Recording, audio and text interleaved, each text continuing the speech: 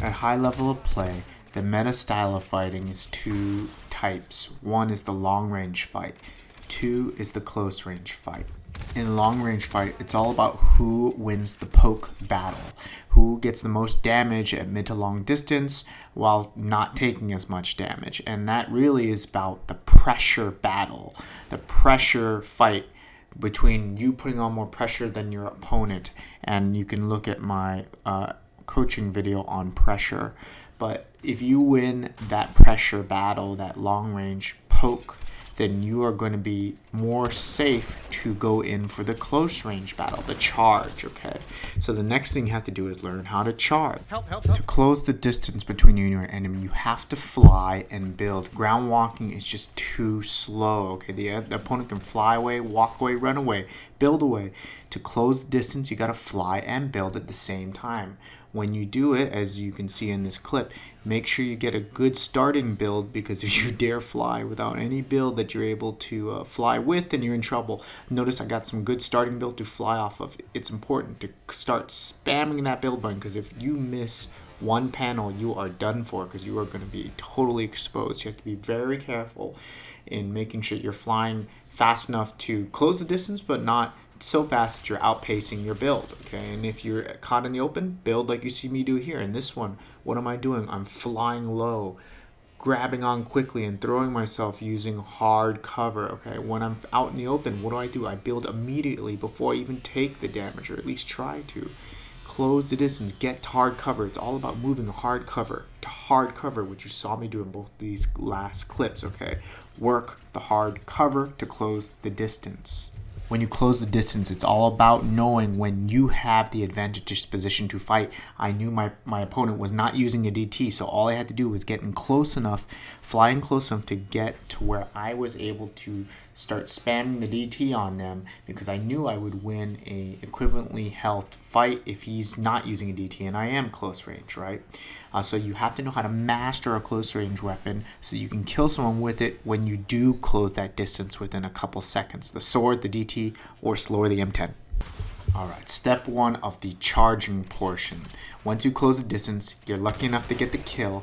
The next step is to build immediately. I don't care what the hell is going on. You gotta build as soon as you get that kill, because especially if you're the first person charging, the other two teammates are gonna be shooting you and on your butt. Okay, you gotta build immediately. If you are charging 3 people, you're gonna take damage from the enemy team, because you're the one, outbalancing that pressure battle.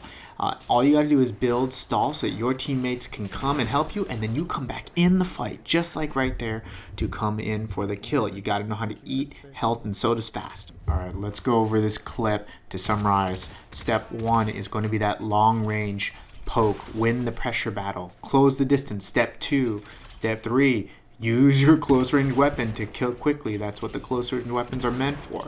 Go hard on that first kill, hard and fast. Step 3, build immediately until you can recover. Build until you're not getting shot at. Start spamming health, spamming shields as fast as you can. You better know how to do that quickly. Let your teammates come in to help with the pressure. Once pressure is relieved, you come back out quickly for the fight to help. Don't just let your teammates die there, okay? Things could still go wrong. Come out quick, out for the kill again. All right, and that is the charge in whole. All good. Thank you for the save on me too. Alright, let's go over another clip. Off the hot drop, alright? It's all about pressure again. Just team on the right. Radfox takes 2 people down with the Socko, instantly relieving all pressure on us, right? And so now what are we going to do? We're going to charge them even harder, right? To close the deal, wipe the team. And so once they are anchored down behind hard cover, it's all about the poke, okay? And that's what the long range fight is all about. Holding, once people anchor down in a position, station down, it's all about poking to relieve the pressure from that poke on hard cover, or the peek on hard cover that they're going to do to you, right? So poke them, get some damage on them, move in, close the distance. We instantly killed one person right there. What happens when you kill someone on the enemy team? Pressure is reduced on the enemy team. So now you can come in and close distance even more further. So we just keep pushing them and end up killing everyone after this point. Oh my. All right, going over this clip. It's all about, again, the long or mid-range poke. Whoever wins this is going to be able to charge. I hit that person for 56. Rad Fox hit someone in the head for 132 on the other's team. So it was time to move in, close the distance, work the hard cover, build when you're in the open. Don't dare walk in the open. Hold that hard cover. Put pressure on them. They threw a grenade to reduce pressure on their team, and it worked for a few seconds. It did help them. Move in for the hard cover. Work the hard cover again. Listen. Make sure you know what's going on before you just fly in haphazardly. I heard someone charging me with a sword. Got the hell out of there. Work the hard cover. Use some build to confuse the enemy. Once you get the kill, build up, right? Immediately. Look at that. I boxed myself in, just like I said in the first step. My teammate's coming. All I need to do is survive. Every second counts here for my teammate to come help. I listened. I heard the sword coming. I dodged. Worked the hard cover again. Flew around. Bought enough time for my teammate to help me.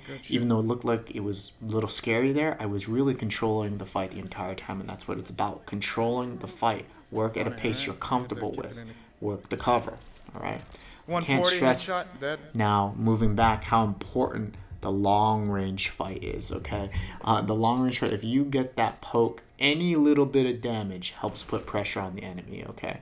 That grenade helped me get that pressure on them there, right? Now that person's in trouble. I was lucky enough to have a zone. Now they're really in trouble. I forced them out and went for the kill, right? The long range. If your long range game is top notch, that is what's going to make it easy for you to charge in for the close range fights, okay? But you got to have some pressure. You can't just charge without any pressure unless you're going to spam build like in this clip, okay? Close the distance. I knew he wasn't using the DT, and he clearly wasn't a fast weapon switcher, but that person I think was at least gold, purple division. 65. So it works. In this clip, again, demonstrating how important the long range, mid-range poke is. We had a team under us as well as a squad on the far end at the round.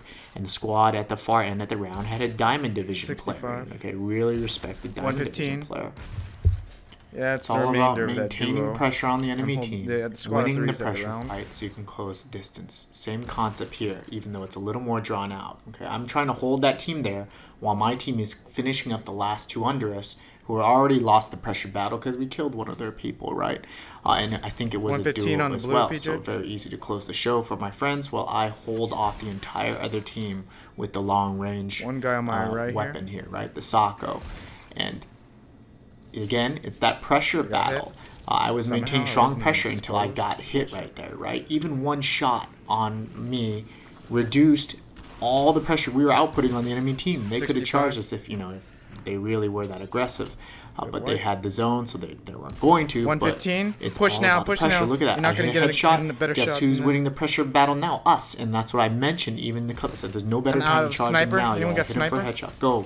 And we moved. Okay. Fuck it. So we're moving now, closing the distance because someone got hit in the head, and then Spray and Pray just got an op kill. Guess who's winning the pressure battle? Us. And that's why we are charging hard here, right? What did I do? I flew and I build.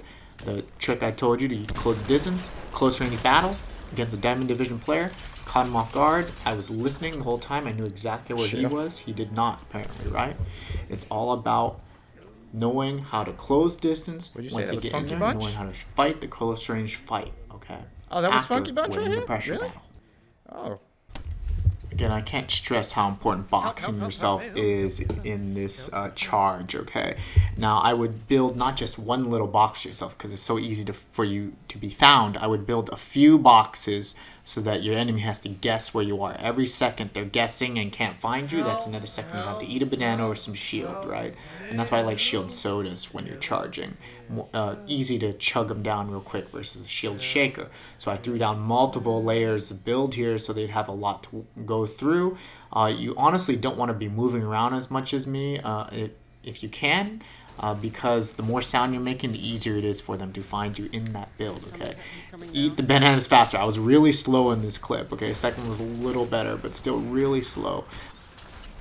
Slow down, I'm going to leave you with one extra tip that's going to help in the close range battle, okay? And that is utilizing Peeker's Advantage. Watch my Peeker's Advantage video on what it is. All these clips here are me utilizing Peeker's Advantage. What did I do there? Once I knew it was going to be a face-to-face battle with someone, I fly in at them quickly, as fast as possible, right? All of these clips, what is the same common thing?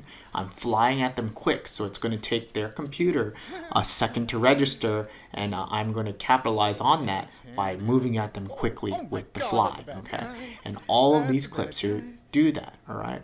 So right here, I'm prepping for the close range battle. I'm hearing him coming up. And when he's coming up, what am I going to do? I'm going to fly at him. Okay, watch this. I build. So he's a little confused, and I fly at him. And it took that person like 4 seconds to, you know, even find me there, right? All right, let's look at this in slow-mo to see how I use Peeker's Advantage. I'm here. I'm listening. I know he's coming. I fly fast. I don't just wait there after he already poked out and saw me. Fly in for the fight. Go fast at him. The faster you go, the harder it will be for his mind and his computer to register your move.